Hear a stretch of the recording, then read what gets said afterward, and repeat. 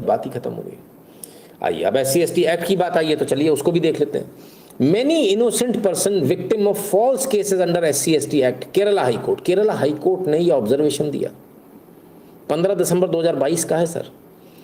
Kerala high court कह रही है कि सरकारें खुद मान रही हैं, इसके बावजूद इसका दुरुपयोग हो रहा है। SC/ST एक्ट का बम्पर दुरुपयोग हो रहा है।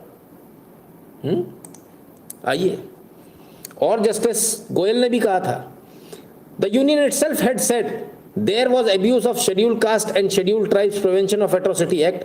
We do not want any member of the SC/ST to be deprived of right, we only want a innocent not to be punished.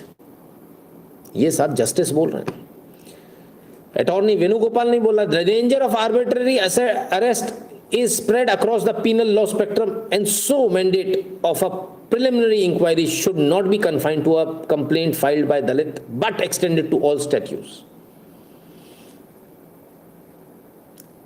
ऐसा नहीं पता नहीं है, जो वहां बैठे हैं उनको भी पता है, सरकार को भी पता है कि आपकी ऐसी की तैसी हो रही, फर्जी SC/ST केस लगाए जा रहे हैं, सब कुछ है। लेकिन मजाल है कि इसके बावजूद कोई इस पर कार्रवाई करे। क्यों नहीं कर रहे, क्या कारण है? आप खुद सोचिए और बताइए। बहुत सारी चीज़ें हैं सर। कितने झूठे केस लगते हैं, मैं आपको एक और नज़ारा इसका दिखाता हूँ। न्यूज़ देखिए, बहुत चल रही है। दबंगों ने दलित युवक को पीटा, चेहरे पर पेशाब करने का भी आरोप। अच्छा, इनको भी मज़ा आ रहा है, इनने भी छाप दिया। अब आइए, मामले में कई पेंच, इधर आइए। क्या है मामला? ये कि अवैध उत्खनन से पंचायत, अवैध उत्खनन मतलब पैसे वाला मामला, नोट का झगड़ा वहाँ है। राजनीतिक प्रतिद्वंदी बीच चरम पर है। जानकारी के अनुसार पीड़ित युवक राजकुमार चौधरी ने पिछले पंचायत चुनाव में रामानुज पांडे के खिलाफ चुनाव लड़ा था और वे हार गया था। इसलिए पंचायत में चल रहे निर्माण कार्यों को लेकर भी दोनों में अब तब आमने सामने होती रहती है जब तब। तो मामला पैसे का है। चुनाव लड़े थे, पांडे जी से चुनाव हार गए, तो क्या करें? तो पांडे जी पे केस लगा दो SC/ST एक्ट का, कि मुंह पे पेशाब करी, फलाना किया, ढिकाना किया, ऐसा किया, वैसा किया, फर्जी केस लगा दो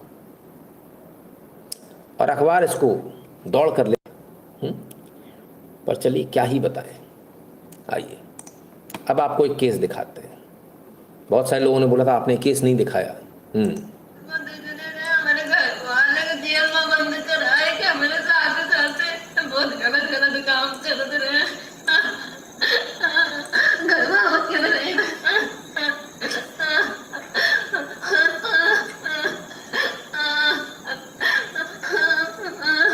घर में घुस के बलात्कार हो गया भैया,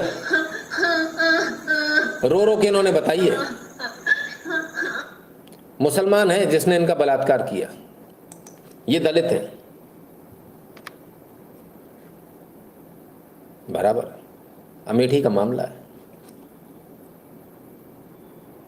अमेठी पुलिस का क्या कहना सुन तो लीजिए। संदर्भित प्रकरण, ये यही प्रकरण है बॉस, दूसरा नहीं है, ये रही मैडम। संदर्भित प्रकरण में आवेदिका के पिता व विपक्षी के मध्य आबादी की जमीन के कब्जेदारी को लेकर विवाद है। आवेदिका के पिता द्वारा उक्त आबादी की जमीन पर टीन शेड रखा गया था, जिसे राजस्व टीम द्वारा खाली कराया गया था। उक्त जमीन पर आवेदिका के पिता द्वारा पुनः कब्जा करने का प्रयास किया जा रहा था, जिसे लेकर अध्यक्षों के आमदा फौजदारी होने पर थाना बाजार शुक्ल पुलिस द्वारा शांति व्यवस्था को दृष्टिगत अध्यक्षों के विरुद्ध दिनांक 12/9/25 को निरोधात्मक कार्रवाई की गई, जिसके उपरांत आवेदिका की मां के द्वारा थाने में स्थानीय आवेदिका से विपक्षी गण के द्वारा मारपीट, छेड़खानी आदि के संबंध में प्रार्थना पत्र दिया गया था तथा उक्त वीडियो वायरल किया गया था। पुलिस द्वारा की गई जांच में प्रार्थना पत्र व वायरल वीडियो में लगाए गए आरोपों की पुष्टि नहीं हुई। अभ्यापक्ष एक दूसरे पर आरोप प्रत्यारोप लगाकर प्रार्थना पत्र देते रहते हैं। लगाए गए अन्य आरोप असत्य व निराधार हैं। हाँ भैया, तो क्या हुआ? इनका आरोप ये मुसलमानों ने हमारी जमीन कब्जा ली और मुसलमान हमारा जो है बलात्कार कर रहे हैं। अब यहां पर इनको हिंदू मुसलमान याद आ गया। समझिए कितना फर्जी SC/ST एक्ट लगता, आप समझिए। अब आपको क्या लगता है हम इनके साथ खड़े होंगे? क्या अपने को इनके साथ खड़े होना चाहिए? सामने हम मुसलमान भी है तो हमारा लाइफ सत्य के रास्ते पर चलने के लिए जाना जाता है, और सत्य में यदि मुसलमान भी सामने है तो वो रास्ता वहीं जाएगा, मुसलमान देखकर मुड़ नहीं जाएगा। ये बेहद गंभीर मामला है।